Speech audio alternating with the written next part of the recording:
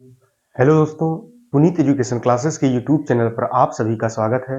दोस्तों, हमने कक्षा 10 यूपी बोर्ड मैथमेटिक्स का सिलेबस स्टार्ट किया था, जिसमें हम आप सभी को पहला चैप्टर, जो हमारा वास्तविक संख्याएं पहला चैप्टर है, वो हम लोगों ने स्टार्ट किया था। वास्तविक संख्याएं, रियल नंबर्स।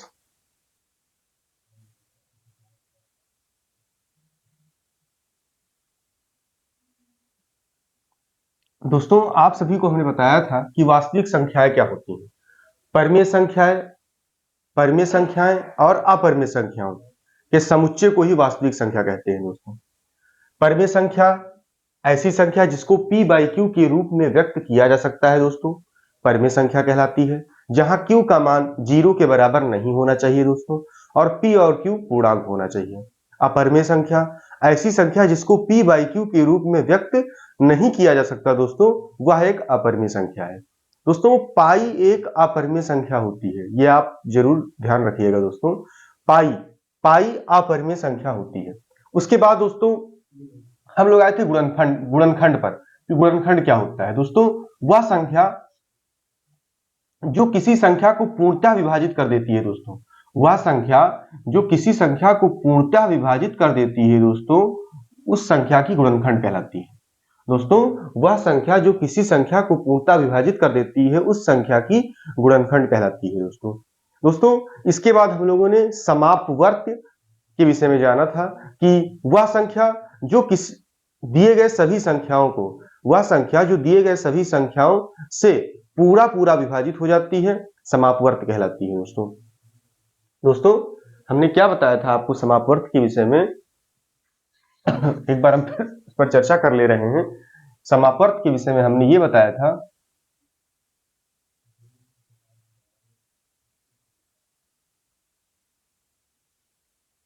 वह संख्या जो दिए गए सभी संख्या जो दिए गए सभी संख्या से विभाजित हो जाती है। दोस्तों, पूर्णतः विभाजित हो जाती है, विभाजित हो जाती है, समापवर्त कहलाती है। दोस्तों, ये दोस्तों हम लोगों ने इस पर जाना था। अब देखिएगा दोस्तों, फिर इसके बाद हमने आपको लासा बताया था। दोस्तों, लासा लघुत्तम समापवर्त्य।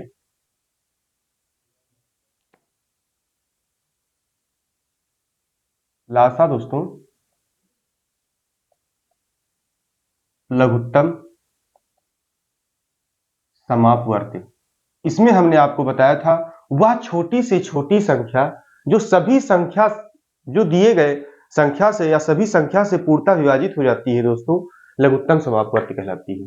दोस्तों, हमने क्या बताया था? वह छोटी से छोटी संख्या जो दिए गए सभी संख्याओं से पूर्णतः विभाजित हो जाती है। दोस्तों, लघुत्तम समापवर्त्य कहलाती है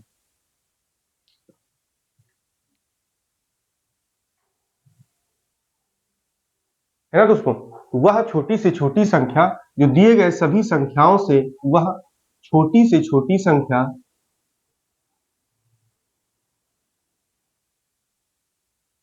वह छोटी से छोटी संख्या जो दिए गए सभी संख्याओं से,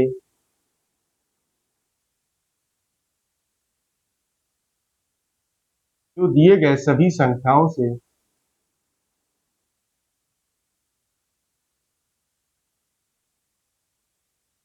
दिए गए सभी संख्याओं से पूर्णतः विभाजित हो जाती है। दोस्तों,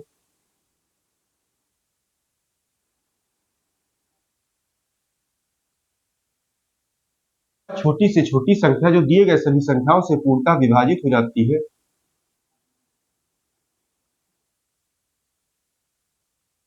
लासा लघुत्तम समापवर्त्य कहलाती है। दोस्तों, लासा कहलाती है ना, उन संख्याओं का लासा कहलाती है ना दोस्तों? लासा क्या होता है दोस्तों? वह छोटी से छोटी संख्या जो दिए गए सभी संख्याओं से पूर्णतः विभाजित हो जाती है, उन संख्याओं का लासा कहलाती है। दोस्तों, इसके बाद हम लोगों ने बात की थी समापवर्तक। के बाद दोस्तों हम लोगों ने बात की थी समापवर्तक के बारे में। देखिएगा,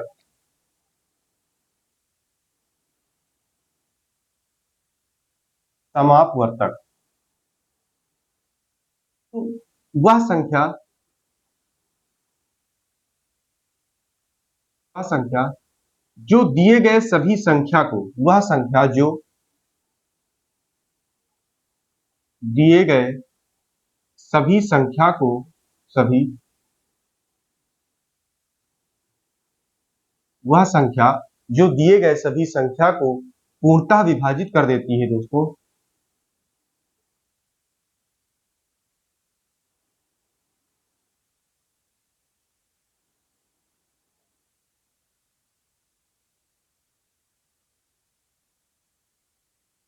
संख्या का है ना दोस्तों, वह संख्या जो दिए गए सभी संख्या को पूर्णतः विभाजित कर देती है समापवर्तक कहलाती है दोस्तों।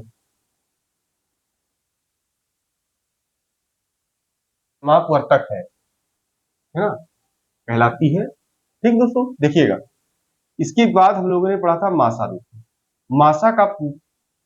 मासा को बोलते हैं दोस्तों महत्तम समापवर्तक। मासा को हम लोग दोस्तों क्या बोलते हैं? मासा को हम लोग बोलते हैं महत्तम समापवर्तक।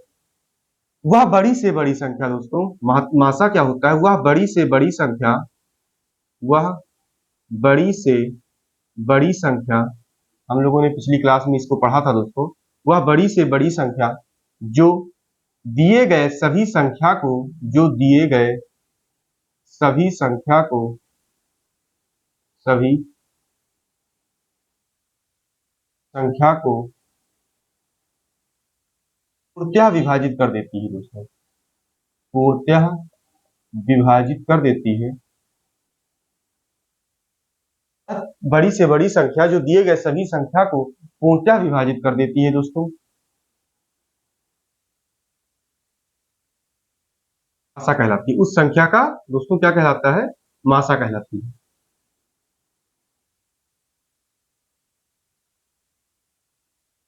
दोस्तों अब देखिएगा, हम इस पर कुछ एग्जाम्पल भी किए थे दोस्तों। एक बार हम फिर इस पर एग्जाम्पल कर ले रहे हैं दोस्तों। देखिएगा, जैसे हमें बोला हो दोस्तों कि 25, 30 और 49, हमें इसका लासा निकालना है दोस्तों। हम इसका लासा भी निकाल रहे हैं दोस्तों और इसका मासा भी निकाल रहे हैं। लासा तथा मासा ज्ञात कीजिए। मासा बताइए। ठीक है दोस्तों, ये हमारे पास है 25, 30, 49 का लासा तथा मासा ज्ञात कीजिए। दोस्तों लासा निकालने के लिए हमने बोला था कि अभाज्य गुणनखंड कर दीजिए। अगर आप संख्याओं का अलग अलग अभाज्य गुणनखंड करते हैं तब भी लासा निकल आएगा दोस्तों। तो हम अलग अलग करके निकालते हैं दोस्तों। देखिएगा, जैसे 25 है दोस्तों, हम 25, 5 एकन्नम 5। फिर इसी तरह दोस्तों 30 अगर निकालते हैं तो 2 पंद्रहम 30, 3 पच्चे 15 और 5 एकन्नम 5। ठीक है दोस्तों, अब 49 का अगर करते हैं दोस्तों तो 7 सत्ते 49, 7 एकन्नम 7, है ना दोस्तों। 25, 30 और 49 का हमने लासा निकाल लिया। अच्छा, हम बहुत आसान था दोस्तों, इसलिए डिटेल इसमें बताया नहीं गया है। हमने पिछली क्लास में आपको निकालना बताया था। हम आगे एक्सरसाइज में और बेहतर तरीके से समझेंगे दोस्तों। देखिएगा, अब हमने क्या कहा, 25 को हमने क्या लिखा दोस्तों? 5 गुणे 5। 30 को हमने क्या लिखा दोस्तों? 2 गुणे 3 गुणे 5। 49 को हमने क्या लिखा? 7 गुणे 7। हमें इसका लासा निकालना है दोस्तों। हमें इसका क्या निकालना है? हमें इसका लासा निकालना है। तो हमने क्या कहा था दोस्तों कि जैसे यहाँ पर 5 आया है, यहाँ पर 2 है, यहाँ पर 3 है, यहाँ पर 5, यहाँ पर 7। अलग अलग देखा जाए तो 5 है, 2 है, 3 है और 7 है दोस्तों। अब देखिएगा, 5 को सबसे पहले उठाएंगे दोस्तों। 5 अधिकतम कितनी बार आया है दोस्तों? सभी को मिल, जैसे 25 में, 30 में, 49 में, तो कितनी बार अधिकतम आया है दोस्तों? तो 5 अधिकतम 2 बार आया है दोस्तों। 5 इसमें 2 बार आया है, इसमें 1 बार आया, इसमें 1 को बार भी नहीं आया दोस्तों। तो जो अधिकतम बार आता है उसको हम लोग लासा में लिखते हैं दोस्तों। अधिकतम बार लिख लेते हैं दोस्तों। फिर उसके बाद 2 पर आते हैं। 2 अधिकतम कितनी बार आया है दोस्तों? 2 अधिकतम 1 बार आया है। भाई इसमें एक को बार नहीं आया, इसमें एक को बार नहीं आया, लेकिन अधिकतम एक बार ही तो आया है दोस्तों, तो 2 लिख लिया। फिर उसके बाद दोस्तों 3, 3 पर देखते हैं, 3 इसमें एक को बार नहीं आया, इसमें एक को बार नहीं आया, लेकिन दोस्तों इसमें आया। इसमें कितनी बार आया? इसमें अधिकतम एक बार आया दोस्तों। फिर 7, 7 को देखते हैं दोस्तों, 7 अधिकतम कितनी बार आया है दोस्तों? 7 इसमें 2 बार है, इसमें एक को बार नहीं, इसमें एक को बार नहीं, तो अधिकतम कितनी बार है? अधिकतम 2 बार दोस्तों। ये इसका दोस्तों लासा हो गया, ये इसका दोस्तों लासा हो गया, है ना। 25, 25 गुना 50। अब अगर इसको मल्टीप्लाई करना चाहे दोस्तों तो 50 गुणे 3 गुणे 49 50 गुणे 3 गुणे 49। अब दोस्तों अगर हम इसको करना चाहें तो कर लीजिए गुणा में, है ना। 3 और 27 के साथ हंसी लाई 2, 3 चौक 12 2 14, ये हो गया दोस्तों। 3 और 27 के साथ हंसी लाई 2, 3 चौक 12 2 14। अब हम इसको करेंगे दोस्तों 0, 5 7 35 के 5 हंसी लाई 3, 5 चौक 20, 20 3 23, 23 के 3 हंसी लाई 2, 5 1 5, 5 2 7। ये इसका दोस्तों एलसीएम हो गया, लासा हो गया दोस्तों। इसको रैंडमली हमने नंबर लिया है, इसीलिए इतना कैलकुलेशन वाला आ रहा है दोस्तों। देखिएगा, अब इसी का हम लोग निकाल रहे हैं दोस्तों मासा, और सेम चीज यहीं पर हम लोग लिख रहे हैं मासा दोस्तों। और जैसे वहां पर हमने ये लिखा कि अधिकतम कितनी बार आया है, जो संख्या अधिकतम जितनी बार आई होगी उतनी बार ही उसको लिख लेंगे लासा में दोस्तों। ये हमने लासा में बात की। मासा में दोस्तों, मासा में हमको सबसे पहले ये देखना है कौन सी संख्या तीनों में कॉमन है, कौन सी संख्या दोस्तों तीनों में कॉमन है। तो हम यहां देख रहे हैं कि तीनों में एक भी संख्या नहीं है जो कॉमन है दोस्तों। तीनों में देखा जाए दोस्तों तो कोई एक भी संख्या नहीं है जो तीनों में कॉमन है। भाई 5 इसमें है, 5 इसमें, लेकिन 5 इसमें नहीं, 2 इसमें है, ना इसमें है ना इसमें है, 3 इसमें है ना इसमें है ना इसमें, 7 इसमें है ना इसमें है ना इसमें। देखा जाए दोस्तों तो इसमें कुछ नहीं कॉमन है, लेकिन सभी में अगर गुणे 1 कर दें तो कॉमन हो जाएगा दोस्तों कि नहीं हो जाएगा। तो यहाँ पर जो मासा होगा दोस्तों, इसका मासा 1 ही होगा। जो हम समझाना चाह रहे थे दोस्तों, इस एग्जाम्पल से बेहतर तरीके से नहीं समझ में आया। एक बार हम फिर जो है कोई बढ़िया एग्जाम्पल लेते हैं दोस्तों। अभी हम दोस्तों एक्सरसाइज पे आएंगे तो हमारे पास क्वेश्चन आएंगे। अब हम क्या करते हैं, है ना, अब हम आगे बढ़ते हैं दोस्तों, क्योंकि कल वाला ये हमारा रिवीजन ही था। कल हमने आप सभी को ट्री मेथड, वृक्ष विधि से अभाज्य गुणनखंड निकालना ही बताया कि वृक्ष विधि से अभाज्य गुणनखंड कैसे निकालते हैं। उसमें अगर हमसे पूछा जाए एक्स वाई जेड का मान, कोई वैल्यू हमें दे दी जाए निकालने के लिए, तो वो भी हम लोग दोस्तों निकालना सीख चुके हैं।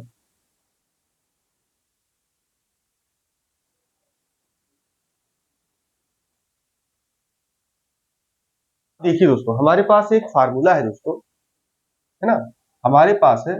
देखिएगा, नोट यहाँ पे लिखिएगा, यदि दो पूर्णांक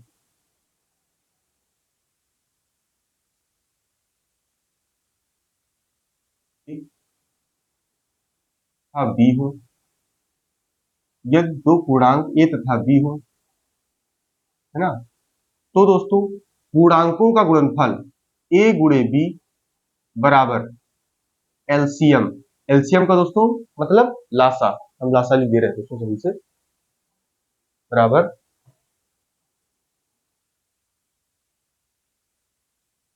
लासा गुणे मासा। दोस्तों संख्याओं का गुणनफल, अगर हमें दो संख्याएं दी गई हैं और उनका लासा दिया गया है दोस्तों और मासा दिया गया है, और हमसे पूछा जाए कि संख्याओं का गुणनफल ज्ञात कीजिए दोस्तों, तो हमारे पास ये फार्मूला है दोस्तों।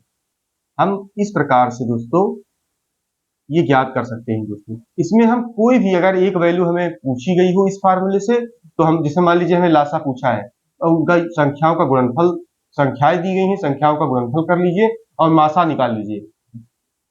इस फार्मूले में रख दीजिए दोस्तों, वैल्यू हमारे पास आ जाएगी। देखिएगा, है ना, अगर हम इधर से लासा निकालना चाहे दोस्तों, तो लासा बराबर संख्याओं का गुणनफल ए गुणे बी बटे मासा। ये दोस्तों इससे हमारा ये निकल आएगा। अगर हमें मासा निकालना हो दोस्तों, तो मासा बराबर ए गुणे बी बटे लासा, है ना दोस्तों।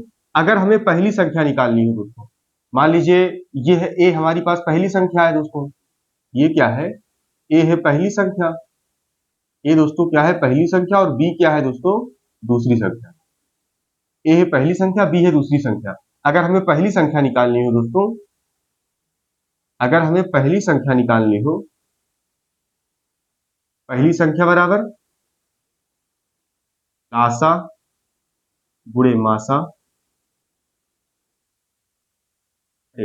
ये वाला दोस्तों ये दूसरी संख्या नीचे चली आएगी, दूसरी संख्या।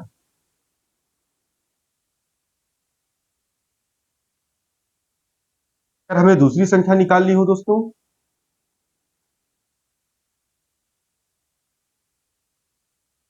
हमें दूसरी संख्या निकालनी हो तो लासा गुणे मासा बटे पहली संख्या। दोस्तों ये चीज हमें याद रखना है। ओवरऑल दोस्तों हमें इस बात की जानकारी होना चाहिए कि पहली संख्या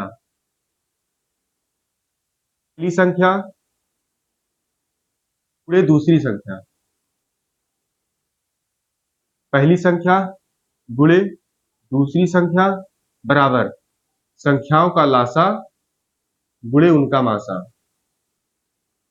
ये दोस्तों हमारे पास अगर जानकारी है तो हम लोग इससे संबंधित किसी भी प्रश्न को दोस्तों आसानी से सॉल्व कर सकते हैं दोस्तों। तो ये था दोस्तों हमारे पास एक नया कॉन्सेप्ट था कि ये दो संख्याएं हमें दी गई हैं और उनका लासा और मासा, तो संख्याओं का गुणनफल दोस्तों लासा और मासा के गुणनफल के बराबर होता है दोस्तों।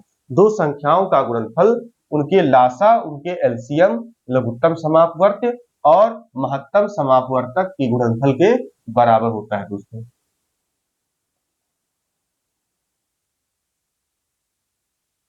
हम दोस्तों क्वेश्चंस पे आते हैं। एक बार वृक्ष विधि, अभाज्य गुणनखंड की वृक्ष विधि आपको रिकॉल करवा दे रहे हैं दोस्तों। देखिएगा, अभाज्य गुणनखंड की वृक्ष विधि, अभाज्य गुणनखंड की वृक्ष विधि। दोस्तों अभाज्य गुणनखंड की वृक्ष विधि में हमने आप सभी को बताया था दोस्तों कि, समझिएगा दोस्तों, अगर हमारे पास कोई संख्या दी गई है, मान लीजिए दोस्तों हमारे पास संख्या है, मान लीजिए दोस्तों हमारे पास है 3825, हमारे पास संख्या है 3825 और बोला है वृक्ष विधि से इसका अभाज्य गुणनखंड ज्ञात कीजिए दोस्तों। हमारे पास संख्या है 3825 और बोला है वृक्ष विधि से, है ना, वृक्ष विधि का प्रयोग करते हुए, ट्री मेथड का प्रयोग करते हुए इसका प्राइम फैक्टर निकालिए। तो दोस्तों हमने क्या बताया कि प्रत्येक संख्या की दो शाखा कर दीजिए। देखिए अब ये किससे कटेगा दोस्तों, ये दो से तो कटेगा नहीं, क्योंकि दो से कटने का हमने नियम पहले ही आपको बताया है। कोई भी संख्या दो से तभी कटती है दोस्तों जब उसके इकाई के स्थान पर 0 हो, 2 हो, 4 हो, 6 हो या 8 हो दोस्तों, है ना। देखिए अब 3 के कटने का नियम आ जाइए, तो 5 2 7, 8 7 15, 3 18, संख्याओं के अंकों का योग दोस्तों 3 से कटता है, इसलिए दी गई संख्या भी 3 से कटेगी। तो ये 3 से कटेगी दोस्तों। अब देखिएगा काटने जा रहे हैं दोस्तों, 3 एकन्नम 3, 3 दूनी 6, 6 फिर 2 यहाँ पर आया दोस्तों, 3 सत्ते 21, फिर 1 यहाँ पर आया, 3 पच्चे 15, ये हो गया दोस्तों। अब ये अभाज्य हो गया दोस्तों, लेकिन ये अभाज्य नहीं है, ये भाज्य है, तो इसको फिर हम अभाज्य गुणनखंड में तोड़ेंगे दोस्तों। फिर देखिए 7 5 12, 12 3 15, फिर 3 से कटेगा दोस्तों 3, फिर 3 चौक 12, 3 दूनी 6, 3 पच्चे 15, है ना दोस्तों। फिर ये अभाज्य आ गया दोस्तों, लेकिन ये फिर भाज्य है, फिर इसको काटेंगे दोस्तों, 5 2 7, 7 4 11। अब देखिए दोस्तों ये 3 से नहीं कटेगा, क्योंकि संख्याओं के अंकों का योग 3 से नहीं कटता है दोस्तों, तो ये संख्या भी 3 से नहीं कटेगी। अब ये संख्या किससे कटेगी, अब ये संख्या 5 से कटेगी दोस्तों, क्योंकि 5 से कटने का नियम क्या होता है दोस्तों, कोई भी संख्या 5 से तभी कटती है जब उसके इकाई के स्थान पर 0 हो या 5 हो दोस्तों, ये संख्या 5 से कटेगी। देखिएगा 5 अट्ठे 40, 55 25, फिर देखिएगा दोस्तों ये संख्या फिर 5 से कटेगी, 5 एकन्नम 5, 5 सत्ते 35। अब देखिए दोस्तों ये दोनों अभाज्य संख्या हमारे पास आ गए, ये दोनों अभाज्य संख्या हमारे पास आ गए दोस्तों, इसीलिए यहीं पर इसको रोक देंगे दोस्तों, है ना। तो अब अब हम अगर देखें दोस्तों, तो इसका अभाज्य गुणनफल हमारे पास क्या आया, देखिएगा दोस्तों, 38 चीज बराबर दोस्तों 3 गुणे 3 गुणे 5 गुणे 5 गुणे 7, ये हमारे पास दोस्तों इसका अभाज्य गुणनखंड आया है दोस्तों, है ना। ये हमारे पास इसका अभाज्य गुणनखंड आया, इसका ला, है ना, इसको सही से लिख दे रहे हैं दोस्तों, जैसे 38 चीज, तो ये, फिर ये, फिर 5 दोस्तों, फिर 5 और फिर 17, ये हमारे पास इसका अभाज्य गुणनखंड आया दोस्तों। ठीक, अब दोस्तों इससे संबंधित हम क्वेश्चंस करने जा रहे हैं दोस्तों। जो भी दोस्तों कॉन्सेप्ट, जो भी एग्जांपल हमें पहली एक्सरसाइज के लिए जरूरी लगा, वो हमने सभी को करवा दिया दोस्तों। अब हम इस पर, तो अभी हमने किताब नहीं खरीदी है, तो हो सकता है क्वेश्चंस थोड़ा सा मैच ना होता है दोस्तों। क्वेश्चन हम यहाँ लिख दे रहे हैं। पहला क्वेश्चन है दोस्तों, अभ्यास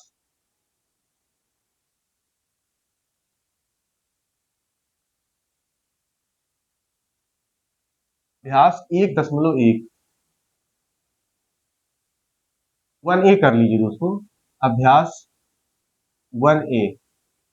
देखिएगा दोस्तों, हमारे पास है, निम्नलिखित संख्याओं को अभाज्य गुणनखंडों के गुणनफल के रूप में व्यक्त कीजिए। निम्नलिखित संख्याओं को, निम्नलिखित संख्याओं को अभाज्य गुणनखंड के, अभाज्य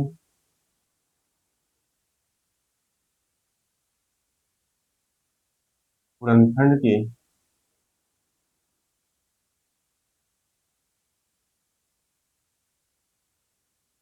गुणनफल के रूप में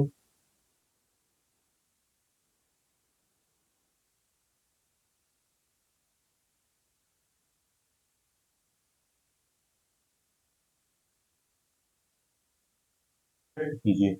ये हमारे पास दोस्तों क्वेश्चन है, इसमें हमारे पास पहला पार्ट दिया हुआ है। ये पहला क्वेश्चन है दोस्तों, इसका पहला पार्ट है 140,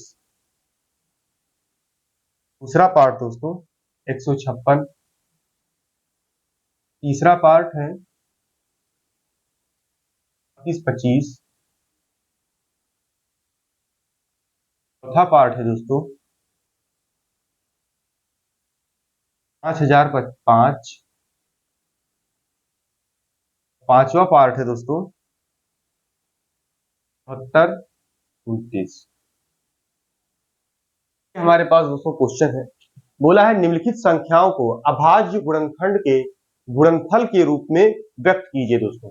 सेम पैटर्न दोस्तों, जैसे अब इसका हम पहला पार्ट अगर सॉल्व करते हैं दोस्तों 140, तो हमने क्या कहा, अब ये संख्या किससे कटेगी दोस्तों, ये संख्या 2 से कटेगी, क्योंकि इकाई के स्थान पर 0 है। तो 2 सत्ते 14 और 0, 2 तैया 6, 2 पंचे 10। अब ये दोस्तों किससे कटेगा, ये दोस्तों 5 से कटेगा, 5 सत्ते 35 और 7 एकन्नम 7। तो हमारे पास 140 का अभाज्य गुणनखंड क्या आ गया दोस्तों, 2 गुणे 2 गुणे 5 और गुणे 7, है ना दोस्तों। ये हमारे पास इसका अभाज्य गुणनखंड आ गया। ठीक, अब दोस्तों हम लोग 156 का निकाल लेते हैं, दूसरा इसका दूसरा पार्ट। देखिएगा दोस्तों 156, 156 के लिए 156 भी 2 से कटेगा दोस्तों, क्योंकि इकाई के स्थान पर 6 है। 2 सत्ते 14, 2 अट्ठे 16, 2 तिहाई 6, 2 नवा 18, 3 एकन्नम 3, 3 त्रिका 9 और 13 एकन्नम 13 दोस्तों।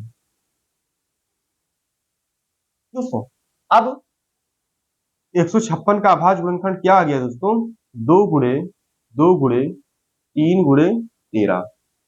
ये 156 का अभाज्य गुणनखंड आ गया दोस्तों। अब तीसरा पार्ट इसका हम करते हैं हम लोग 38-25। देखिएगा दोस्तों, अभी 38-25 का हमने निकाला भी था, अब हम इस मेथड से इसको निकाल दे रहे हैं दोस्तों, कि अभाज्य गुणनखंड के गुणनफल के रूप में व्यक्त कीजिए। ये था हमारे पास प्रश्न। अब ये 3 से कटा था दोस्तों, क्योंकि 8 3 11, 11 2 13, 13 5 18, 3 एक नम 3, 3 दूनी 6, 3 दूनी 6, 3 सत्ते 21, 3 पच्चे 15 दोस्तों। फिर 3 चौक 12, 3 दूनी 6, 3 पच्चे 15। फिर दोस्तों ये किससे कटेगा, 4 2 6, 6 5 11, 5 से कटेगा दोस्तों। अब 5 अट्ठे 40, 55 25। फिर ये 5 से कटेगा दोस्तों, 5 एक 5, 5 सत्ते 35। फिर ये 17 से कटेगा दोस्तों, 17 एक 17। ये दोस्तों इसका ये वाला पार्ट हो गया। अब हम चौथे वाले पार्ट पे आ जाते हैं दोस्तों, 5005। तो ये दोस्तों 3 से तो कटेगा नहीं, क्योंकि अंकों का योग 3 से कट नहीं रहा है। इकाई के स्थान पर 0 2 4 6 8 नहीं है दोस्तों, इसलिए 2 से भी नहीं कटेगा, तो 5 से डायरेक्ट काट रहे हैं। 5 एक 5 0 और 5 एक 5। अब ये दोस्तों किससे कटेगा, ये दोस्तों 7 से कट रहा है कि नहीं कट रहा है, चेक कर लीजिए आप।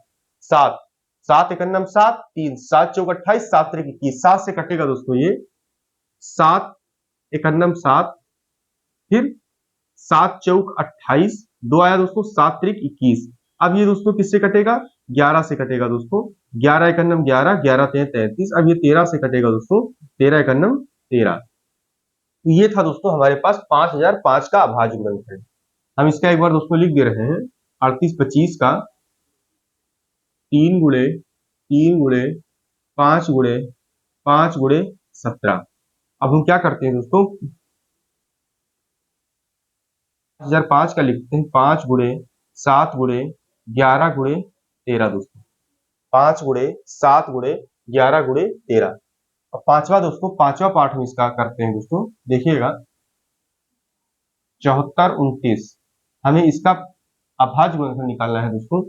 देखिएगा 7 4 11, 11 2 13, 13 9 3 12 22 है ना दोस्तों। ये 3 से तो कट नहीं रहा है, 2 से तो कटेगा ही नहीं। 3 से कट रहा है कि नहीं कट रहा है, एक बार फिर चेक कर लिया जा रहा है। 9 2 11, 11 11 4 15, 15 7 5 12 22, नहीं कट रहा है दोस्तों। 5 से कटेगा नहीं, अब 7 पे हो सकता है 7 से कट जाए। 7 एक 7। अब क्योंकि 4 छोटा है दोस्तों 7 से, 7 6 42, 7 से भी नहीं कट रहा है दोस्तों ये, है ना। 7 एक 7, 7 6 42, 7 से भी नहीं कट रहा है। यही था दोस्तों 74 29।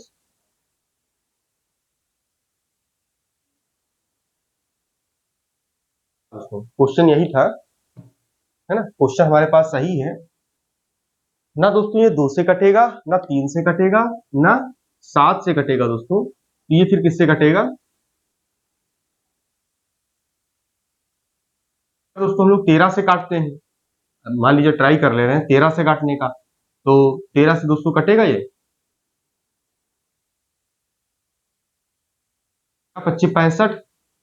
अगर दोस्तों इसको 13 से काटे, 13 25 65, 65 5 उधर 4 इधर, कितना 5 4 9 91 दोस्तों, नहीं कटेगा दोस्तों। 13 से भी नहीं कटेगा। अब हम आते हैं दोस्तों 17 पे।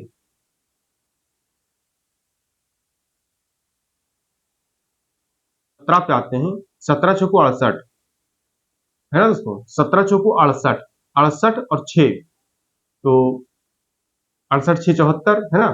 फिर 17 17 34, 17 51, 17 चौको 68 क्या आया था ना दोस्तों। 17 51 पे आ जाइए दोस्तों। 17 51 हो गया, एक बार यहाँ ट्राई कर लीजिए दोस्तों, यहाँ पे देखिएगा 17 से ही कट जाएगा जहां तक उम्मीद है। 17 17 चौको 68, 6 आया दोस्तों।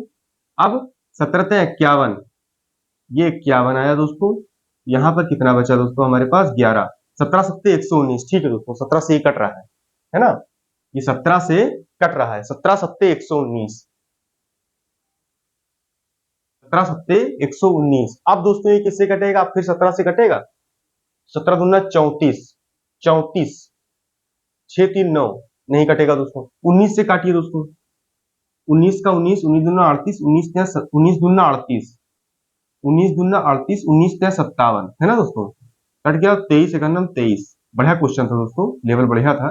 देखिएगा 17 चौको 68, फिर यहाँ दोस्तों 62 हुआ। 17 51, फिर यहाँ 11 हुआ दोस्तों। 17 119, फिर 19 से कटा दोस्तों। 19 दूना 38, 5 आया दोस्तों। 19 57, फिर 23 एक 23, तो हमारे पास 74 और 29 का क्या हो गया दोस्तों, 74 और 29 का हो गया 17 गुणे 19 गुणे 23। ये हमारे पास दोस्तों इसका अभाज्य गुणनखंड हो गया।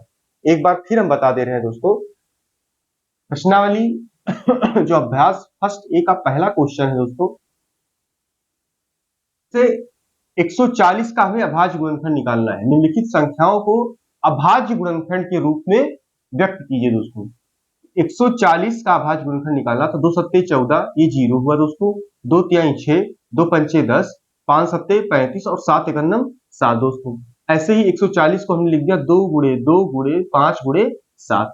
फिर दोस्तों 156 का, तो 2 सत्ते 14, 2 अट्ठे 16, 2 तिहाई 6, 2 नवा 18, 3 एकन्नम 3, 3 त्रिक का 9 और 13 एकन्नम 13। तो इस तरह से 156 का आ गया 2 गुणे 2 गुणे 3 गुणे 13।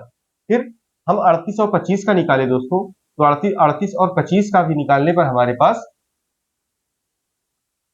2 से नहीं कट रहा था दोस्तों, 3 से हमने काटा, 3 एकन्नम 3, 3 दूनी 3 एकन्नम 3, 3 एकन्नम 3 दोस्तों, ये गड़बड़ हो रहा है, देखिए 3 एकन्नम ठीक तो है दोस्तों, 3 है ना वो, ठीक ठीक, 3 एकन्नम 3, 3 दूनी 6, फिर यहाँ 2 आया दोस्तों, 3 सत्ते 21 और 3 पच्चे 15, 3 चौक 12, 3 दूनी 6 और 3 पच्चे 15 दोस्तों। फिर 5 अट्ठे 40, 50 25 और 5 17 85, ठीक है दोस्तों। इसी तरह दोस्तों 5005 का 5 से काटा, फिर 11 से काटा गया, फिर 11 से, तो 7 से, फिर 11 से, फिर 13 से दोस्तों। फिर इसी तरह हमारे पास 74 29 का आ गया, तो हमने देखा कि ये 17 से नीचे किसी से कट ही नहीं रहा है दोस्तों।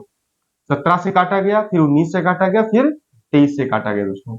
ये हमारे पास था दोस्तों पहला क्वेश्चन। दोस्तों हो सकता है आप में क्वेश्चन मैच करे कि ना करे, हम आज किताब उपलब्ध करवा लेंगे, आज या कल में किताब, क्योंकि त्योहार, ईद का त्योहार है और मैं अपने ईद सभी भाइयों को ईद मुबारक देता हूं। क्वेश्चन दोस्तों सॉल्व करिएगा, इसके बाद दोस्तों अगली क्लास में चर्चा की जाएगी। धन्यवाद।